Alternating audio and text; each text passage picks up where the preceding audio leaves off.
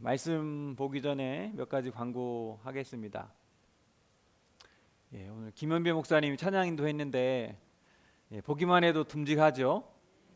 저를 보면 좀 듬직하지 않는데 제가 남자가 봐도 우리 김현배 목사님 참 듬직한 것 같아요. 그 영성도 좀 묵직한 것 같습니다. 여러분, 매년마다 우리가 신년 감사 예물을 드리면서 기도 제목 쓰잖아요.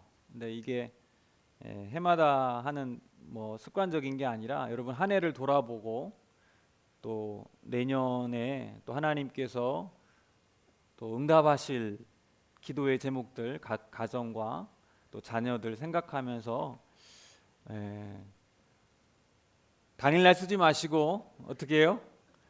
미리 기도하는 마음으로 쓰시면 좋을 것 같아요. 기도하면서 여러분 생각도 좀 정리하시고 또 감사의 또 제목들과 또 하나님께서 응답해 주실 또 기도의 제목을 설레이는 마음으로 기록했으면 좋겠습니다. 우리 하나님 말씀 데살로니가 전서 5장 6절에서 8절까지 말씀 우리 한 목소리로 같이 봅니다. 데살로니가 전서 5장 6절에서 8절 말씀 우리 한 목소리로 같이 봅니다. 그러므로 우리는 다른 이들과 같이 자지 말고 오직 깨어 정신을 차릴지라. 자는 자들은 밤에 자고 취하는 자들은 밤에 취하되 우리는 낮에 속하였으니 정신을 차리고 믿음과 사랑의 호심경을 붙이고 구원의 소망의 투구를 쓰자. 아멘. 할렐루야. 여러분, 세상에서 가장 무서운 사람이 누구라고 생각하십니까? 가장 무서운 사람. 저는 최근에 독립운동가 안중근 의사의 삶을 다룬 영웅이라는 영화를 보면서 그 영화에서 정말 세상이 감당하지 못할 무서운 두 사람을 만나게 되었습니다. 그 첫사람은 주인공 안중근입니다. 우리는 너무나 잘 알죠. 하얼빈역에서 안중근 의사가 총을 꺼내서 이토 히로부미를 향해 빵!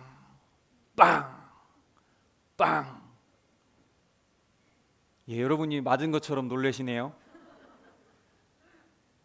그 자리에서 이토 히로부미가 암살됩니다. 그런데 안중근이 도망을 가지 않습니다. 그 자리에서 잡히게 돼요. 안중근은 이토 히로부미 한 사람을 죽이기 위해서 이 거사를 계획한 것은 아니었다라고 합니다. 후에 전해지는 말이 안중근 의사가 이토 히로부미를 죽임으로 말미암아서 사람들이 관심을 갖게 되는 것입니다. 조선이 일본의 한일합병을 절대 원하지 않는다는 것, 그리고 일본 제국주의가 기만하면서 동아시아의 평화를 구축한다는 것이 얼마나 거짓말이고 그게 얼마나 폭력적인지를 만천하에 드러내기 위해서 이 계획을 갖게 됩니다. 그는 예상대로 사형 선고를 받습니다. 그러나 항소하지 않고 독립을 위해서 자기의 생명을 다 바치게 됩니다. 여러분, 세상에서 제일 무서운 사람은 뭡니까? 자기의 목숨을 아까워하지 않고 큰 대의를 위해서 바칠 수 있는, 죽음을 두려워하지 않는 사람이 가장 세상에서 무서운 사람이에요.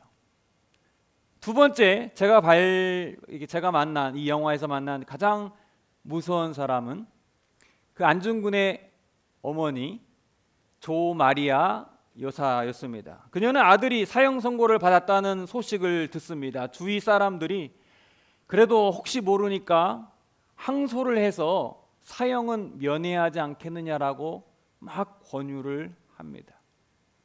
여러분, 그때 조마리아 여사가 벅차오르는 슬픔을 이거를 내려놓고 방에 들어가서 눈물로 아들이 사형장에서 있고 죽을 수위를 만들게 됩니다. 여러분, 혹시 영화를 안 보신 분이 있으면 제가 영화를 1분 이내로 줄였는데요, 가장 클라이막스에 해당하는 그 장면을 한번 제가 잠깐 보여드리겠습니다. 한번 보여주세요. 내 아들 나의 사랑하는 도마야, 떠나갈 시간이 왔구나.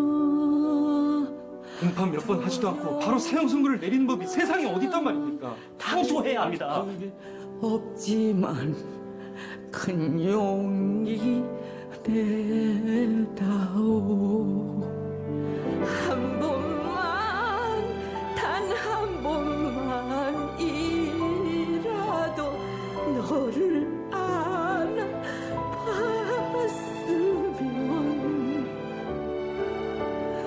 너를 지금 이 두 팔로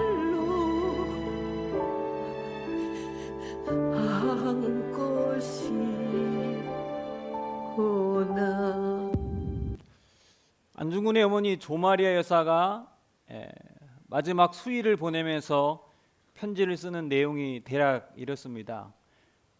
너의 목숨은 너 자신의 것이 아니라, 이 일은 너의 개인의 일이 아니라 나라를 위한 일이기 때문에 나라를 위해서 구차하게 목숨을 구하지 말고 나라를 위해 그냥 죽어라 라고 말합니다.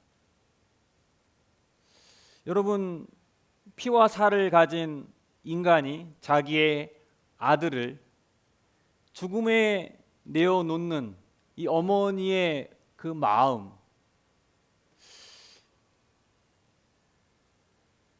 일본의 제국주의가 가장 무서워하는 사람이 아니겠습니까?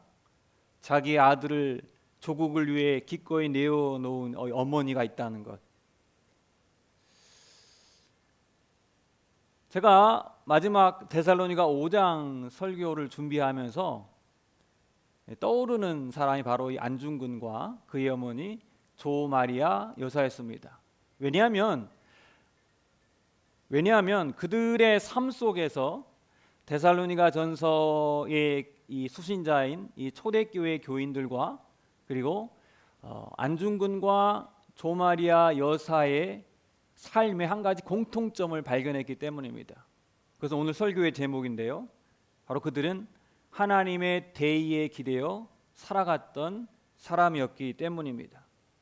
하나님의 대의, 하나님의 크고 놀라운 의미 있는 일에 그들은 자신의 생명을 기꺼이 바치는 것을 아까워하지 않았다는 거예요. 지난주에 말씀드렸듯이 초대교회 교인들이 모든 박해를 받고 때로는 순교를 당하면서까지도 그들이 세상에 나아가서 하나님의 대의, 옳고 올바른 그 하나님의 복음의 메시지를 전할 수 있었던 것은, 그 힘의 원동력은 뭐라고 했죠?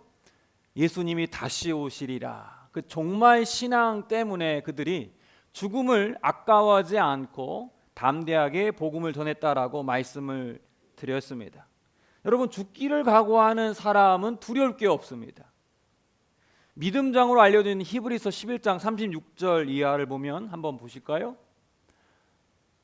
히브리서 11장 36절 37절 말씀 보겠습니다. 또 어떤 이들은 조롱과 채찍질 뿐만 아니라 결박과 옥에 갇히는 시련도 받았으며 돌로 치는 것과 톱으로 켜는 것과 시험과 칼로 죽임을 당하고 양과 염소의 가죽을 입고 유리하여 궁핍과 환난과 학대를 받았으니. 여러분, 그 다음 38절이 나오는 구절이 뭔지 아십니까? 이런 사람은 세상이 감당치 못하느니라. 할렐루야. 모진 박해와 핍박, 죽음을 무릅쓰는 상황, 이것을 다 극복합니다. 이런 사람은 세상이 감당하지 못한다는 것이죠. 하나밖에 없는 생명을 주님을 위해 기꺼이 내어놓는 사람은 두려울 게 없습니다. 성부 하나님께서 친히 우리를 사랑하셔서 자신의 하나밖에 없는 아들 예수 그리스도를 우리에게 보내주셨습니다. 그리고 그 예수님은, 성부 예수님은 하나님의 명령에 기꺼이 순종해서 십자가의 죽음을 받아들였지요. 안중근 의사와 조마리아 여사의 삶이 또한 이와 같았습니다. 여러분, 지난주에 말씀드린 마라나타, 주님이 다시 오십니다. 이 종말 신앙이 죽음의 공포를 이겨내게 합니다. 우리의 삶이 아무리 풍요롭고 아무리 영광스러운 삶일지라도 저 천국에 가기 전까지 우리가 만족할 수 없다라는 믿음이 우리에게 다가오는 여러 가지 고난과 유혹과 때로는 풍요로 인한 유혹들을 넉넉히 이겨낼 수 있게 한다는 거예요. 그러나 우리는 이 과정에서 우리 믿음의 삶을 끝까지 산다는 게 쉽지 않다는 것을 잘 압니다.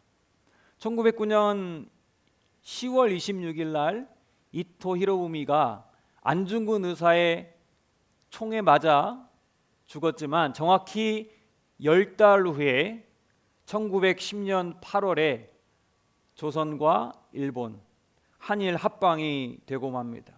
이 상황만 보고 생각해 볼 때 아무것도 달라진 게 없잖아요. 안중근 의사의 희생, 죽음이 세상을 달라지게 하지 않았습니다. 약한 조선은 일본 제국주의에 짓밟히게 됩니다. 그렇게 원했던 대한 독립은 요원해졌습니다. 마찬가지로 초대교인들이 처한 형편이 예수님의 재림의 시기가 계속 늦춰지는 거예요. 마라나타, 예수님이 곧 오십니다. 서로 인사하며 지냈는데 금방 올 것 같은 예수님이 자꾸만 늦어지는 거예요. 오시지 않는 거예요. 데살로니가 교회와 또 초대교인들이 조금씩 믿음의 균열이 생깁니다. 의심이 생기고 회의가 들기 시작합니다. 늘 사탄은 이런 마음을 비집고 우리에게 의심스러운 생각을 갖게 하죠. 예수님이 과연 재림하는 것이 맞아? 예수님이 온 거 아니야? 의심스러운 생각들을 갖게 한다는 것이죠. 이것에 대해서 바울은 딱 잘라 말합니다. 본문 5장 1절입니다. 형제들아, 때와 시기에 관하여는 너희에게 쓸 것이 없으면. 여러분, 이 말은 쓸 말이 없다는 것이 아니라 너희들이 예수님이 다시 오신다는 그 재림의 때와 시기가 궁금하겠지만 내가 너희들에게 그것에 대해서 말할 필요가 없다는 것입니다. 왜요? 사도 바울은 두 가지 비유를 통해서 그것을 말합니다. 첫째는 주님의 재림이 어떻게 임한다는 거예요? 밤에 도둑처럼 임한다고 합니다. 여러분, 혹시 집에 도둑을 맞은 적 있으세요? 집에 갖고 갈 게 없으니까. 여러분, 도둑이 내가 밤 몇 시에 갈게 라고 통보하고 가지 않잖아요. 여러분이 가장 안심하고 안 올 것 같은 때에 춥고 비 오는 수요일 날 오전에 주님이 오신다는 거예요. 여러분, 두 번째 3절 말씀 보면, 데살로니가 5장 3절 말씀 보면 주님의 재림이 마치 뭐와 같다는 거예요? 여인이 아이를 출산하는 그러듯이 갑작스럽게 주님이 임한다라고 말합니다. 여러분, 출산을 경험한 분들은 여러분 보통 애정일이 다 있잖아요. 애정일. 근데 애정일에 혹시 낳으신 분 있습니까? 정확하게 애정일에 나는 몇 월 며칠 몇 시에 낳아야지 라고 아이를 출산한 분 있으세요? 물론 요즘에는 제왕절개를 하면 가능하겠네요. 바울이 그 당시에 제왕절개를 몰라가지고 아마 알았으면 이런 구절을 안 넣었을 텐데, 제 아내가 초산 하나밖에 안 낳았으니까 초산이 보통 애정일보다 빠릅니까 늦습니까? 너무 오래돼서 생각이 안 나요? 보통 초사는 좀 늦지 않아요? 보통 늦어요. 첫 아이를 낳았기 때문에. 그래서 제 딸 우리 미의 애정일이 있습니다. 원래 5월 달인데 제 아내가 하도 주위에서 순산을 하려면은 많이 걸으라는 말을 들어가지고 정말 하루에 정말 많이 걸었어요. 내가 그때 살았던 데가 용산 남산 밑에 살아가지고 정말 남산을 하루에 한 번 이상, 때로는 2번씩 남산 같은 배를 가지고 남산을 정말 하루도 빠짐없이 한 번씩 2번씩. 그렇게 생각하면 참 제 아내가 그거 독한 것 같아요. 몸도 무거운데 순산하기 위해서. 근데 참 재밌는 거는 열흘 전에 뭐죠? 양수가 터져가지고 10일 전에 고생 엄청 하면서 유도분만 하면서 애정일보다 10일 일찍 출산을 한 것입니다. 예수님의 재림이 바로 이와 같다는 거예요. 우리가 예상할 수 없는 그날에 불현듯 갑자기 찾아온다라는 것입니다. 중요한 것은 몇 월 몇 시에 오는 것이 중요한 게 아니라 너희가 깨어 있느냐, 이것이 중요하다는 거예요. 그래서 본문 6절에서 8절은 이렇게 말합니다. 오늘 본문인데요, 같이 읽어봅니다. 그러므로 우리는 다른 이들과 같이 자지 말고 오직 깨어 정신을 차리고, 자는 자들을 밤에 자고 취하는 자들은 밤에 취하되 우리는 낮에 속하였으니 정신을 차리고 믿음과 사랑의 호심경을 붙이고 구원의 소망의 투구를 쓰자. 아멘. 반복되는 말씀이 오직 깨어 정신을 차리고. 여러분 정신 차리고 있습니까? 깨어 있습니까? 여러분 도대체 깨어 있는 게 뭡니까? 24시간 사람이 잠을 자지 않고 살 수 없는데 과연 깨어 있는 삶이란 뭘까요? 지난달 야베스 기도회 때 제가 겟세마네 예수님께서 기도하는 마태복음 26장 말씀을 가지고 깨어 있음에 대한 주제로 설교를 했습니다. 거기서 말씀을 들었는데 데살로니가 전서도 재림을 기다리는 신앙인의 깨어 있음에 대한 주제를 계속해서 강조하고 있는데 마태복음도 후반부로 갈수록, 특별히 예수님의 십자가의 죽음에 가까이 갈수록 강조되는 주제가 무엇입니까? 깨어 있음이라는 주제입니다. 마태복음 24장 마지막 재앙의 징조를 우리 주님이 말씀하시면서 24장 42절, 그러므로 깨어 있으라. 어느 날 너희 주가 임할는지 너희가 알지 못함이니라.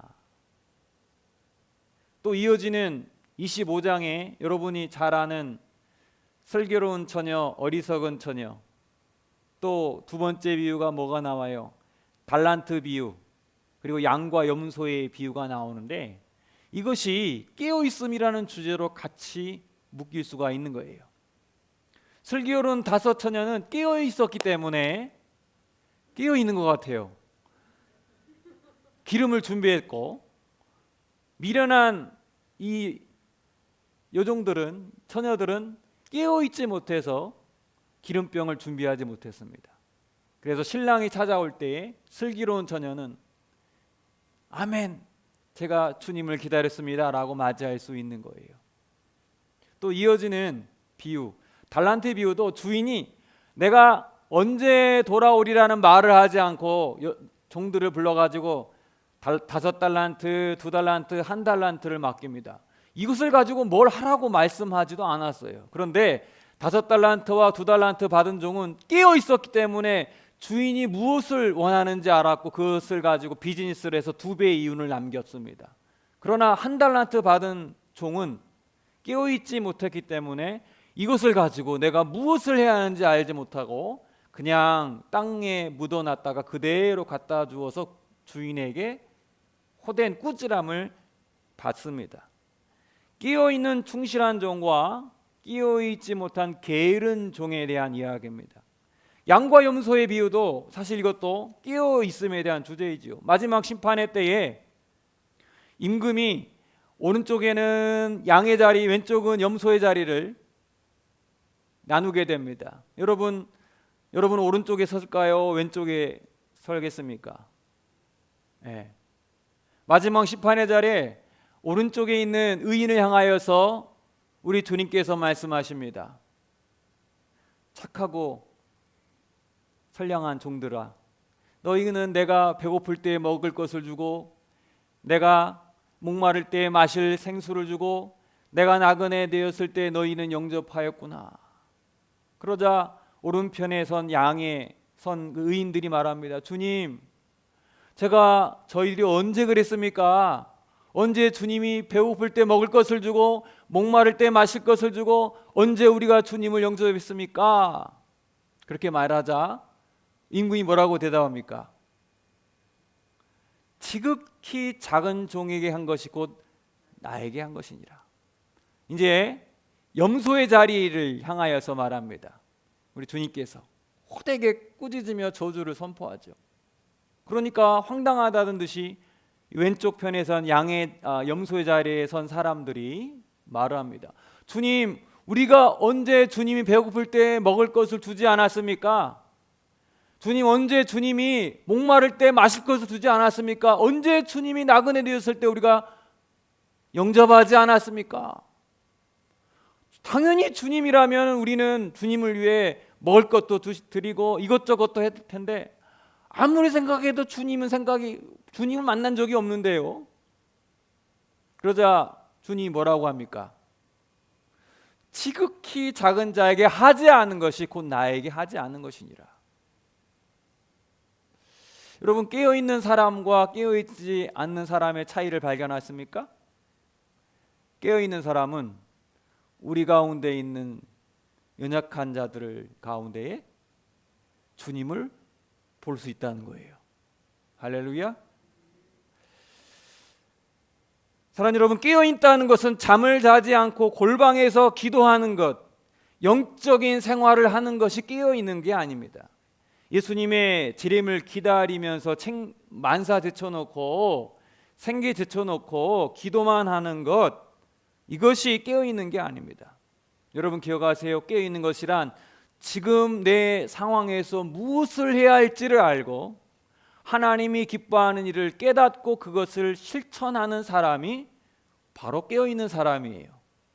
슬기로운 5 처녀는 깨어있었기 때문에 기름병을 준비한 것입니다. 5 달란트 2 달란트 받은 종들은 깨어있었기 때문에 주인의 마음을 알고 내가 지금 무엇을 해야 하지? 그리고 깨어있는 의인들은 남들이 인정해주고 칭찬해주는 큰 일에 골몰하지 않고 지극히 작은 이들을 향하여서 주님을 대하듯 그들을 섬기고 사랑했습니다. 깨어있는 사람에게 주님은 보이는 거예요. 안중근 의사와 그의 어머니 조마리아 여사의 삶이 바로 이 깨어있는 삶의 모습을 매우 잘 보여주는 예라 할 수 있습니다. 두 모자는 정확히 시대를 분별할 줄 알았습니다. 일본의 제국주의가 영원할 거라고 보였지만, 그래서 많은 적지 않은 사람들이 처음엔 독립운동하다가 변절하고 일본의 앞잡이가 되었지만 그들은 그들의 목숨을 아까워하지 않고 기꺼이 나라를 위해서 내어놓은 것입니다. 생명을 받고도 아깝지 않는 것, 하나님의 대의에 그들의 소망을 두었습니다. 여러분, 그들은 오늘 말씀에 나와 있는 낮에 속한 빛의 자녀들이었습니다. 제국주의가 영원하지 아니하고 언젠간 하나님의 심판의 날이 곧 오리라는 하나님의 대의, 옳고 바른 뜻에 따라 살았던 거예요. 사랑하는 여러분, 사탄은 끊임없이 우리를 유혹합니다. 어떻게 유혹하냐면 어차피 썩을 육신인데 하루하루 순간순간을 즐겨라. 야, 천국이 어디 있어? 재림은 무슨 뚱딴지 같은 소리야. 2000년 전에도 사람들은 예수님의 재림을 기다렸는데 안 왔잖아. 이렇게 말하면서 우리를 유혹합니다. 우리를 잠들게 합니다. 사탄은 무엇이 옳고 그른지, 하나님이 기뻐하는 것이 무엇인지에 대해서 깊이 있게 생각하지 못하도록 현세에 집중하게 하고 깊이 잠들게 하면서 우리를 유혹에 빠뜨리게 합니다.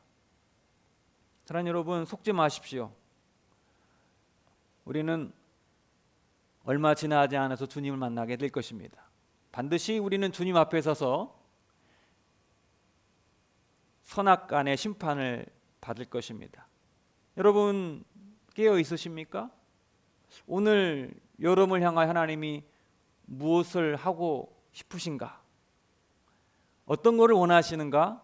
예민하게 귀 기울이고 계십니까? 여러분의 삶이 아무리 힘들고 고단해도 그 종말의 신앙을 우리가 갖고 살아가면 불평할 것도 없고 또 우리의 삶이 영화롭고 풍요로울지라도 거기에 깊이 있게 빠지지 않고 저 천국을 사모할 수 있는 것은 이 땅이 전부가 아니라는 그 종말의 신앙이 있기 때문입니다. 바라기는 저와 여러분이 데살로니가전서를 마치면서 주님을 만나게 될 때 주님 품에 안기면서 주님, 제가 이때를 기다렸습니다 하면서 할렐루야 하면서 주님의 품에 안길 수 있는 저와 여러분 모두가 될 수 있기를 주님의 이름으로 축복합니다.